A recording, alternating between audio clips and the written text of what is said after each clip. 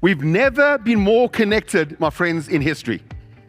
We can reach anyone, anytime, instantly, and yet loneliness is rising across the world. Why? Because digital connection often replaces real presence. We perform our lives instead of living them. We share moments instead of feeling them. We collect followers instead of being known. And deep down, the human heart can tell the difference, because the opposite of loneliness isn't more notifications, it's being truly seen.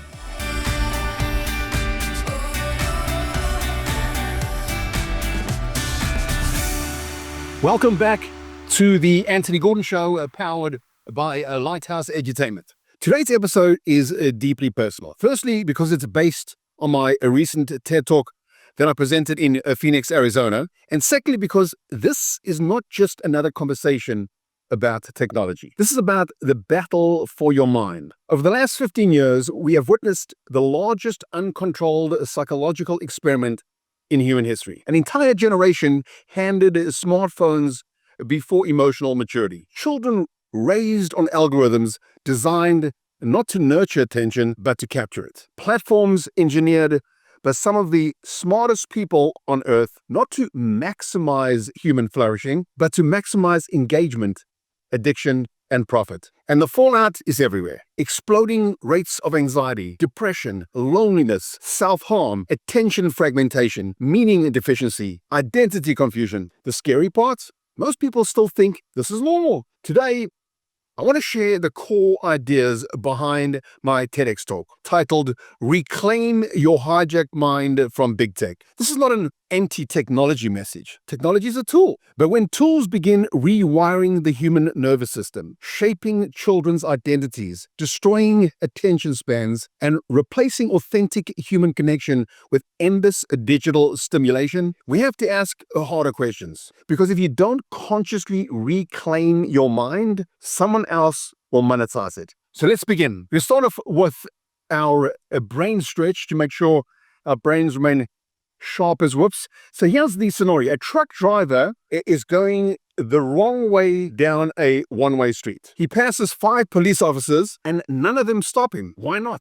Drop your answers in the comment section below and we'll give you the response before we wrap up.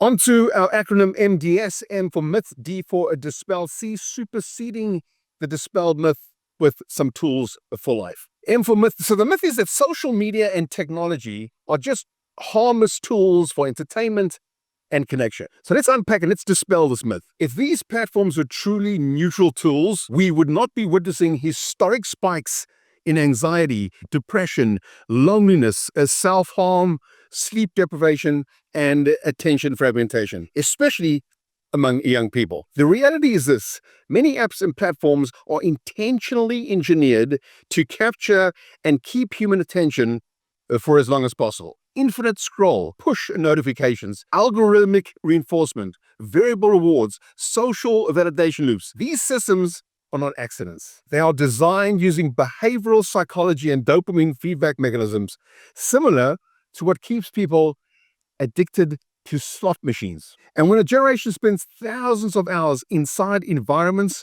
optimized for comparison, outrage, stimulation, validation, and distraction, it changes the very nervous system. Technology should serve humanity, not replace it. Real life still exists beyond the screen. Reclaiming your mind starts by becoming intentional about your attention, because attention is life. Whatever owns your attention eventually shapes your identity. The goal is not to reject technology. The goal is to stop living unconsciously inside systems designed to profit from your distraction. You don't need to become anti-tech. You need to become awake.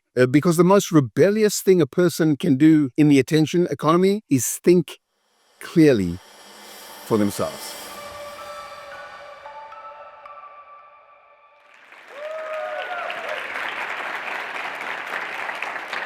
I can read the mind of every single person sitting in this hall. And you'll understand why it's important as we unpack what's happening in Silicon Valley in controlling the minds of tens of billions of people. So let me show you how it's done. If you've heard me do this before, just play along. I'd like you to take a number from 0 to 10. Keep it in your mind. Any number from 0 to 10. Okay, don't shout it out. Keep it in your mind. Take that number and multiply that number by 9. Got it? Chances are that number was the product is a double-digit number. Okay, what I want you to do is simply add those two digits. If it was 7 and 5, this is ASU mathematics. So you add those two together, and the final step is I'd like you to minus 5. Got it? Okay. Every single number has an alphabetic equivalent, right? For example, A, 1, 2, 3 is C, right? 1, 2, 3, 4, 5 is, okay, so take the number that's in your head and think of the alphabetic equivalent of that number. Okay, here's where the fun starts. I want you to take that letter, ladies and gentlemen, much better. Take that letter, and I want you to think of any country in the world which starts with that letter. Now, what I want you to do is keep that country in your mind. Take the last letter of the country. Okay, take the last letter of that country and think of an animal which begins with that last letter of the country. You with me? Final step, ladies and gentlemen. Take the last letter of that animal and think of a color that begins with the last letter of that animal. And what if I were to tell you for the very first time in the history of the TED organization, we will be inviting on stage orange kangaroos from Denmark? Now, how many of you had that in mind? Okay, it's a little bit spooky to think I can read your mind, but think how much more creepy it is that there are big tech companies in Silicon Valley right now that not only can read your mind, but are controlling your mind and are responsible for what goes into your mind. Today we're going to talk about the biggest global pandemic to hit the world, and that's the mental health tsunami as a direct result of social media. Let me just give you some idea of how insidious this global pandemic is. What's the second cause of death in Gen Z? Suicide. The highest number ever of antidepressants ever dispensed, anti-anxieties. The amount of bulimia, anorexia is off the charts. We have, ladies and gentlemen, far and away the greatest pandemic that's ever hit the world. So here's what I'd like to do. I'd like to go through some myths that Silicon Valley wants you to believe. And then I'd like to go through some solutions so we can tackle this huge pandemic. So myth number 1. Myth number 1 is as follows. It's just harmless entertainment. We're just scrolling, just relaxing, just killing time. The notion that this is benign is far from the truth. We convince ourselves everyone does it, so it must be fine, right? But here's what we don't see. Endless feeds are not neutral. They are designed using the same behavioral psychology that makes slot machines addictive. Variable records, unpredictable outcomes, infinite scroll. Your brain keeps pulling down because the next swipe might feel good. And sometimes it does. Just enough to keep you there. But the long-term cost shows up later.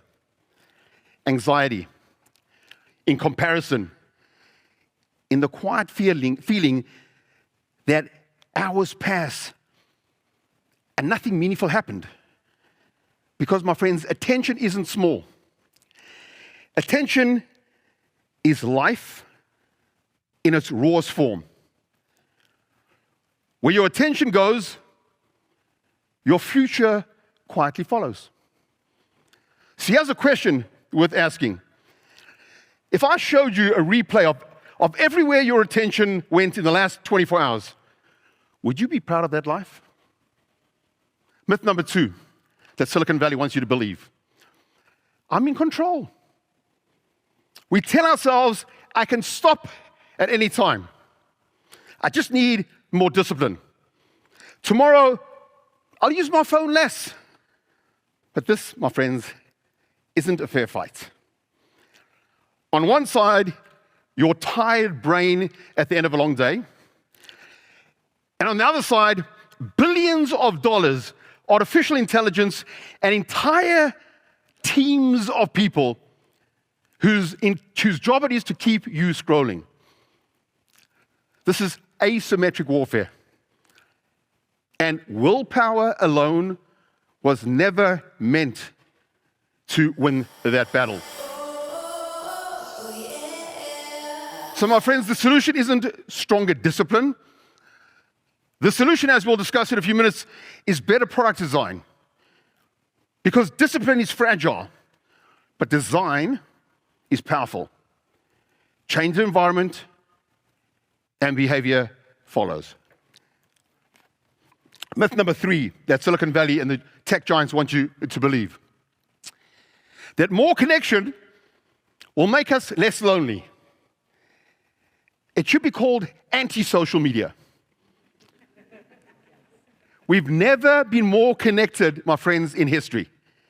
We can reach anyone, anytime, instantly, and yet loneliness is rising across the world. Why? Because digital connection often replaces real presence. We perform our lives instead of living them. We share moments instead of feeling them.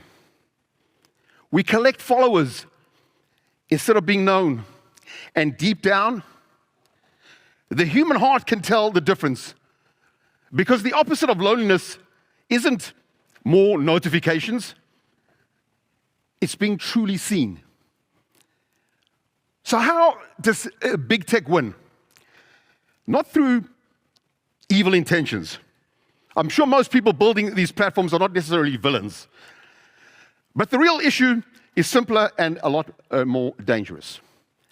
It's misaligned incentives. Here's their business model. Rewards time spent. The longer you stay on the platform or on the app, that's the key for Silicon Valley. Not meaning created, not well-being improved, just your time. And the system follows their incentive. So the capture loop looks something like this.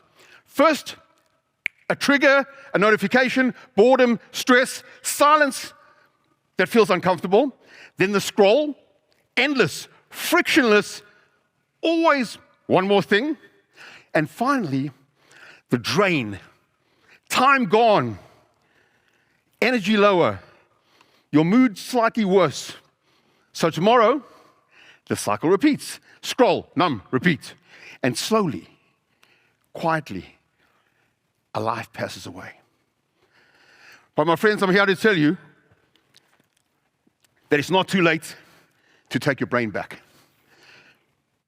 You don't need to smash your phone. You don't need to disappear from the modern world. I want to share with you 3 simple shifts.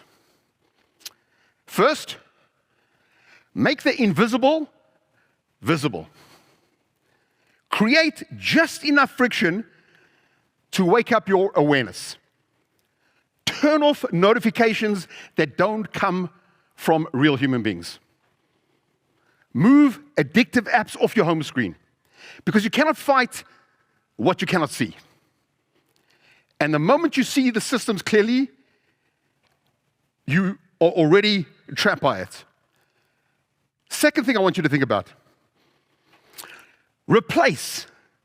Don't just remove. If you only delete distractions without adding meaning, the empty space will pull you back. Your brain doesn't want less stimulation. It wants better meaning. So replace scrolling with something alive, a real conversation, learning something that stretches you, creating instead of consuming, even a few minutes of silence. Because silence isn't empty. Silence is where clarity begins. Let me give you the third shift to think about. You need to reclaim the most sacred gift that we've all been given, and that's time. Protect the first hour after you wake up, before the world tells you who to be. Protect the last hour before sleep, so your mind can belong to you. Protect meals with people. Moments of boredom. Walk without headphones. Because boredom, my friends, the thing we try hardest to escape is actually the birthplace of creativity, reflection, and meaning. Freedom isn't deleting technology. Freedom is choosing who you become with it. In the end, this conversation is not really about phones. It's about life. Because one day, at the very end of your life, none of you will wish you had spent more time scrolling. You'll wish you had spent more time and attention to the people you love, the work that mattered, the quiet moments that were trying to change you. Big tech is fighting for your attention. But my friends, your life is waiting for it. So this afternoon, don't just close an app. Open a future. Take your brain back and take your life back with it. Let this afternoon be a message to big tech in Silicon Valley, a call to action, if you will, to the technology giants. The time has come to put people before profits. Thank you.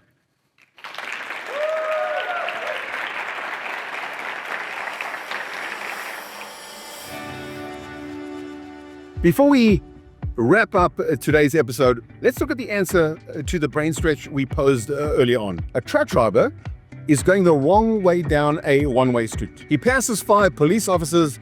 None of them stop him. Why not? So the answer is the truck driver was walking. The brain assumes as soon as you hear a truck driver that he was driving the truck. The life lesson for us is the danger of assumptions. We don't always see reality. We see the story our mind created in half a second. So as we close today's episode, I want to leave you with one thought. Your mind is sacred. And in today's world, that means it's valuable. There are trillion-dollar companies competing every second for your attention, your emotions, your impulses, your identity, and ultimately your behavior. Not because they hate you, because your attention became the most profitable commodity on earth. That's the business model. The problem is that many people handed over their minds without realizing it. We normalized constant distraction. We normalized addiction. We normalized comparison.